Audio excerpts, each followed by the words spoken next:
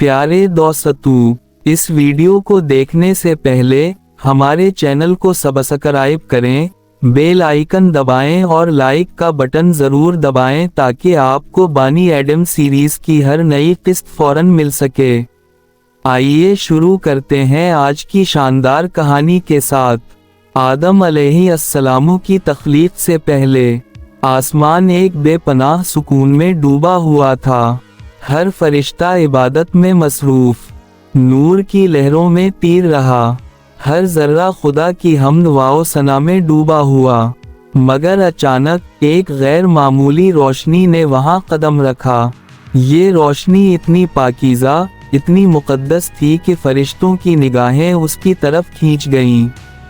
हर फरिश्ता जानता था कि ये लम्हा कायनात की तारीख में नायाब है। अल्लाह ताला ने फरमाया, मैं ज़मीन में एक खलीफा पैदा करने वाला हूँ। फरिश्तों ने अदब के साथ पूछा, या अल्लाह, क्या ये मखलूक फसाद पैदा करेगी? अल्लाह ने जवाब दिया, मैं वो जानता हूँ जो तुम नहीं जानते।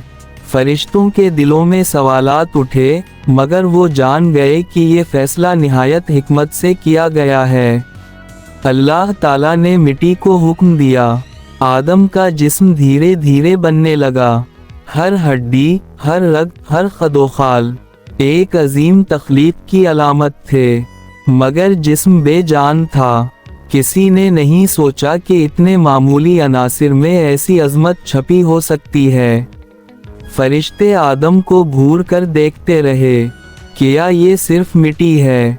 क्या ये सिर्फ शक्ल है? क्या वाकई ये इंसान बनने वाला है? एक खामोशी छाई। सारी कायनात ने अपने सांस रोक लिए। फिर हवा, आसमान की बुलंदियों से नूर की किरण उतरी।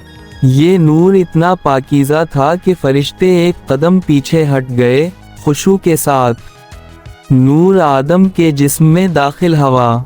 हर रग, हर हड्डी, हर खदोखाल में जिंदगी का सांस दौड़ गया। आदम ने पहली बार सांस लिया। इसका सीना उठा और गिरा।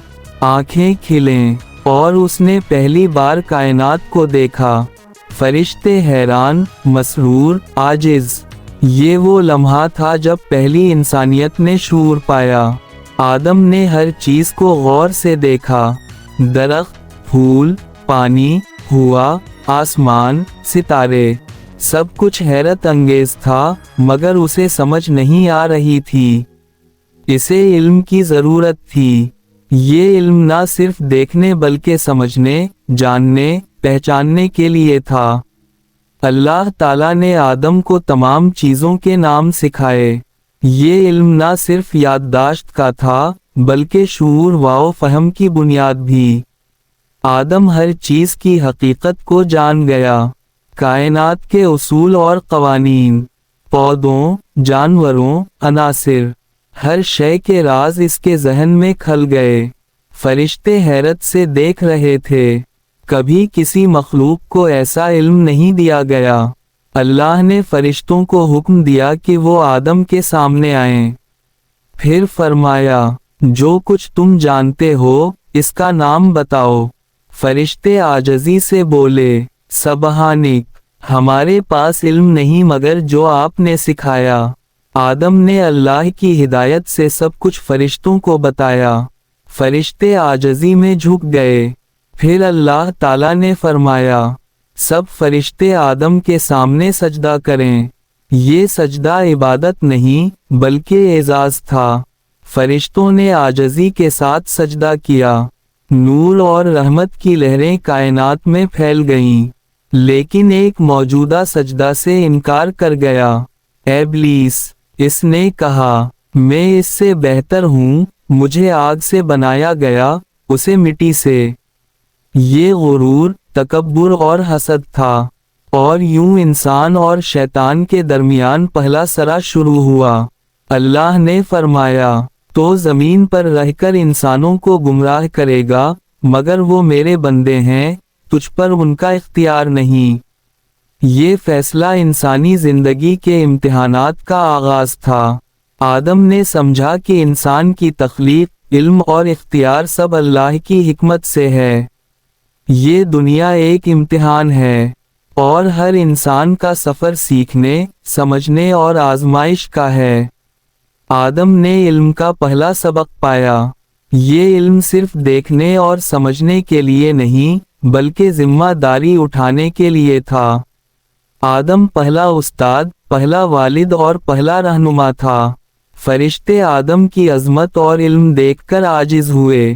کائنات میں پہلی بار ایک انسان نے فرشتوں کی عزت اور احترام حاصل کیا۔